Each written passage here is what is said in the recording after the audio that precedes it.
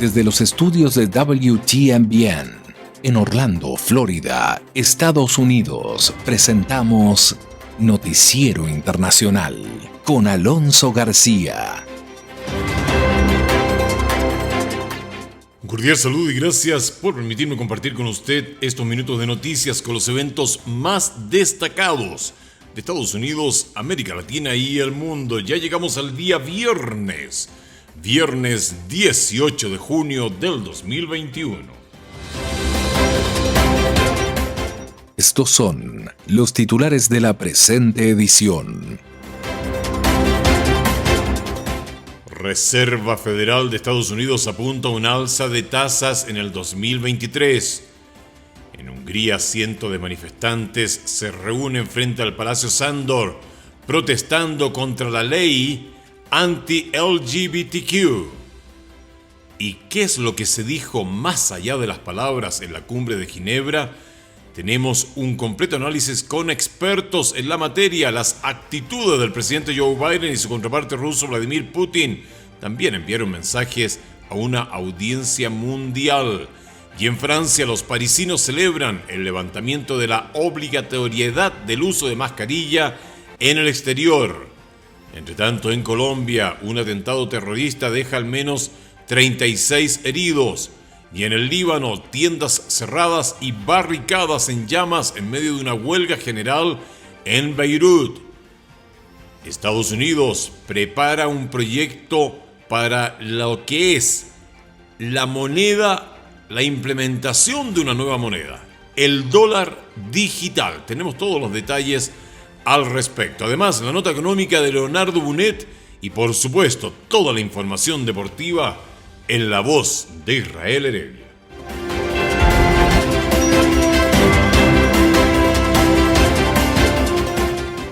Estamos presentando Noticiero Internacional. Un recorrido por los acontecimientos que son noticia en Estados Unidos, América Latina y el mundo. Este es el momento indicado para quedar bien informado. Vamos a los hechos. Gracias, Juanjo Garone. Vamos de inmediato con el desarrollo de las noticias. La Reserva Federal de Estados Unidos apunta a una alza de tasas en el 2023, cuando la inflación se acelera y el virus remite. La información completa con Tony Cano. La Reserva Federal adelantó este miércoles sus proyecciones para las primeras alzas de las tasas de interés tras la pandemia a 2023 y abrió el debate sobre cuándo y cómo puede ser apropiado que el Banco Central comience a reducir sus compras mensuales de activos. Los funcionarios también restaron importancia a la repercusión de la pandemia en el crecimiento, dejando de lado una referencia previa a que la crisis estaba afectando la economía. El presidente de la Fed, Jerome Powell, dijo tras la reunión de 2 días que los funcionarios empezaron a hablar de dialogar sobre la reducción de las compras mensuales de activos del Banco Central por $120,000 millones, que continuarán hasta que se hayan hecho mayores progresos sustanciales hacia los objetivos de la Fed de máximo empleo e inflación. En las próximas reuniones, el comité seguirá evaluando el avance de la economía hacia nuestros objetivos, dijo Powell. El jefe de la Fed se negó a ofrecer orientación sobre el momento de cualquier cambio de política en el futuro, haciendo hincapié en que se necesita más progreso económico antes de que se cumpla la norma de mayor avance sustancial. Powell dejó claro que el Banco Central advertirá de cualquier cambio de la política monetaria. Avisaremos con antelación antes de anunciar cualquier decisión de modificar nuestras compras, añadió. Pasamos a Hungría, donde cientos de manifestantes se reunieron frente al Palacio Sándor, en Budapest, después de que el gobierno húngaro aprobara una ley que prohíbe la promoción de contenidos homosexuales en centros educativos y televisión infantil. La legislación que equipara los contenidos LGBTQ+, con el abuso infantil cuenta con el apoyo del actual primer ministro Viktor Orbán y su partido, que ha aprobado varias leyes anti-LGBTQ+, entre ellas el fin del reconocimiento legal de las personas intersexuales y transgénero en mayo del 2020 y la prohibición de la adopción por parte de parejas del mismo sexo tras una enmienda a la Constitución en diciembre de dicho año. La legislación se produce antes de las elecciones del 2022. Pasamos ahora a lo que es el análisis de la Cumbre de Ginebra, más allá que las palabras. Las actitudes del presidente Joe Biden y del presidente Vladimir Putin también enviaron mensajes a la audiencia mundial que siguió paso a paso lo sucedido en la cumbre. Laura Sepúlveda, corresponsal de Ginebra en Suiza, consultó con expertos sobre el impacto histórico de la esperada reunión. Más allá de los pasos conjuntos concertados en el ámbito diplomático, nuclear y de seguridad cibernética, los expertos consultados por La Voz de América analizaron la perspectiva histórica de los anuncios y lo que el lenguaje corporal de los mandatarios expresaron al mundo desde su cumbre en Ginebra. Para Scott Ross, experto en descifrar el significado de la comunicación no verbal, el peso de lo que ambos líderes llevan sobre sus hombros es evidente. Ambos parecen abiertos a lo que está sucediendo y a hablar entre ellos, pero estamos viendo dos maneras distintas de sentarse. Cuando miramos a Putin sentado allí, lo que está haciendo no muestra arrogancia, pero está casi agresivo porque luce tan abierto. Por otro lado, se ve a Biden, que toma el aire del viejo estadista, se ve muy relajado, sus manos están enfrente de él. Sus diferencias son claras, como ellos mismos lo destacaron en sus conclusiones, pero el experto en política de Brookings Institution, Darren West, asegura que es mucho más sencillo evitar malos entendidos y trabajar en pro de una buena relación cuando hay conversaciones frente a frente. Creo que el mayor desafío es que los dos países tienen intereses estratégicos muy diferentes. Tengo la impresión de que básicamente plantearon una serie de temas, pero no alcanzaron mucho. La única excepción a eso parece estar en el área de las limitaciones de armas nucleares, donde los dos países han acordado, como se anunció anteriormente, continuar con el tratado actual por otros 5 años. Los expertos destacan que los logros no pueden ser contados en este caso a partir de compromisos adquiridos, sino de la posibilidad de que haya diálogo y de que se inicie un camino de trabajo entre las dos naciones. Y en Francia, los parisinos respiraron profundamente ayer jueves en las calles de París, luego que se levantara el uso obligatorio de mascarillas por la pandemia del COVID-19. Hasta ahora estamos contentos de que al menos podamos liberarnos de eso. Esperamos con impaciencia lo que siga, comentó Frank, un vecino de la zona. Junto con el levantamiento de la obligatoriedad de las mascarillas, el domingo por la noche también se levantará el toque de queda de las 10 de la noche. Por ahora, las mascarillas siguen siendo obligatorias donde no se pueda respetar el distanciamiento social, como en las colas, las filas, los mercados y otros lugares concurridos. Se siente bien no tener que llevarla más, fue la expresión de uno de los residentes locales. Pasamos a otro ámbito de la noticia. En Colombia, al menos 36 heridos dejó una explosión de un coche bomba en una base militar ubicada en Cúcuta, ciudad colombiana fronteriza con Venezuela. Jair Díaz tiene la información desde Bogotá. Así explotó la tarde del martes un coche bomba dentro de un batallón militar en Cúcuta. ¿Un carro bomba fue o qué? Una camioneta blanca, Toyota, entró con 2 individuos a las 3:10.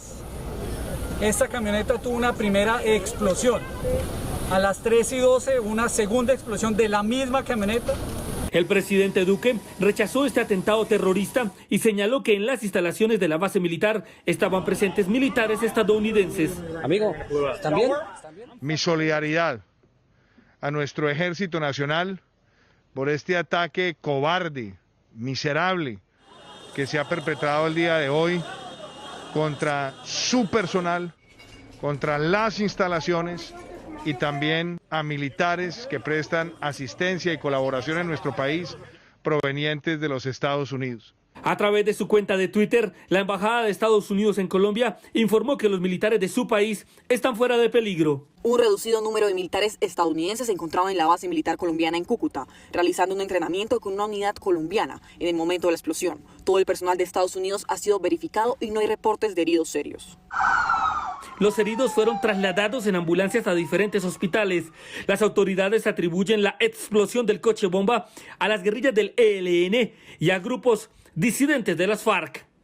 Las autoridades confirmaron que el FBI apoyará las investigaciones por este atentado en Colombia. Nos vamos a el Líbano, en donde manifestantes salieron ayer jueves a las calles de Beirut durante una huelga general nacional para condenar la política económica de las autoridades del Líbano. La multitud se congregó frente al Sindicato General de Trabajadores que convocó a la huelga. Varios soldados vigilaron la protesta. Las calles de la ciudad permanecieron vacías y las tiendas cerradas. Algunas carreteras fueron bloqueadas por contenedores en llamas que habían sido volcados por los manifestantes. Es todo un problema, no pedimos que bloquee las carreteras. Somos pacíficos y civilizados. Nuestro objetivo no es atacar, pero nuestro objetivo es dirigir las cosas, subrayó un residente local hablándole indirectamente al gobierno del país. Debido a la falta de un gobierno en pleno funcionamiento en el Líbano desde el año 2020, el país está sufriendo una enorme crisis financiera. Según el Banco Mundial, es una de las peores crisis financieras y económicas en todo el mundo en 150 años. En las últimas semanas, el país casi se ha quedado sin combustible, medicamentos y ha sufrido múltiples cortes de energía. Nos vamos a Estados Unidos, en donde la Reserva Federal de Estados Unidos trabaja en la implementación de una nueva moneda, el dólar digital. El plan, celebrado por algunos que ven facilidades en su eventual uso, despierta también preocupación en materia de privacidad para otros. Laura Sepúlveda habló con expertos sobre los elementos a favor y en contra de esta posible opción. Una billetera virtual. Así definen los expertos la posibilidad de que tengamos dólares digitales, una moneda que si bien no podremos ver físicamente, sabemos que está en nuestro bolsillo. El economista Andrés Moreno destaca sus beneficios. Si logramos que el dólar, por ejemplo, sea digital y hayan monederos digitales con dólares, tú puedes viajar con ese monedero y puedes hacer que esas transacciones pequeñas que te cuestan tanto, sea mucho más fácil hacer transacciones en otros países sin necesidad de incurrir en mayores costos de cambio. Costos que explica son perceptibles en el cambio de una moneda a otra o en cobro de transacción de un banco.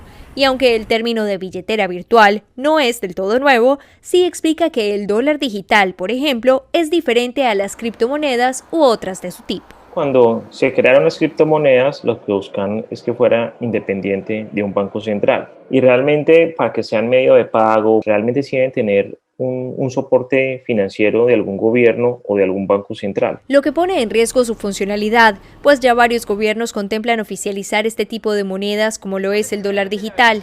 En Estados Unidos ha generado dudas en materia de privacidad, factor que cuestiona el profesor de finanzas de la Universidad de Illinois, Charles Kemp. Si pensamos en la privacidad como una parte importante de la historia de la cuestión, ¿queremos privacidad del gobierno o queremos privacidad de otras empresas? ¿Queremos que Apple también conozca mi información? Con lo que busca evidenciar que con la digitalización que ya utilizamos estamos aportando altas cantidades de información privada, por lo que los expertos destacan que más que factores en contra, existen ventajas que incluso podrían ser aprovechadas por personas aún no bancarizadas.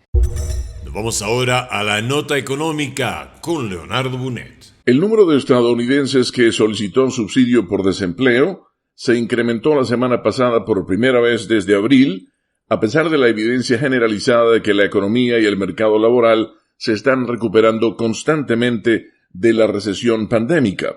El Departamento del Trabajo informó este jueves que las solicitudes de ayuda por desempleo aumentaron en 37,000 frente a la semana anterior para ubicarse en 412,000. Con el fortalecimiento del mercado laboral, el número de solicitudes había disminuido durante la mayor parte del año. Pasamos ahora al mundo de los deportes con Israel Heredia, desde Orlando, Florida.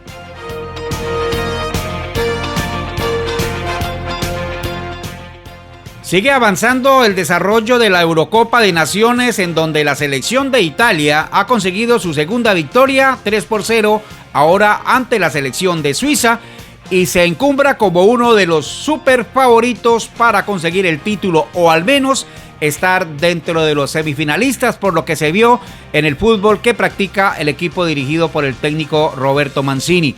Un equipo muy inteligente en la marca, que sabe defender su arco, que maneja muy bien el medio campo con buenas salidas por las puntas y además con delanteros que en el momento de invocarla no dudan de su potencial. Entre tanto, la selección de Gales ha derrotado 2-0 a Turquía, mientras que Rusia consigue la primera victoria al ganarle 1-0 a Finlandia. Uno de los partidos quizá más esperados de la fecha es el que iba a disputar Bélgica contra Dinamarca.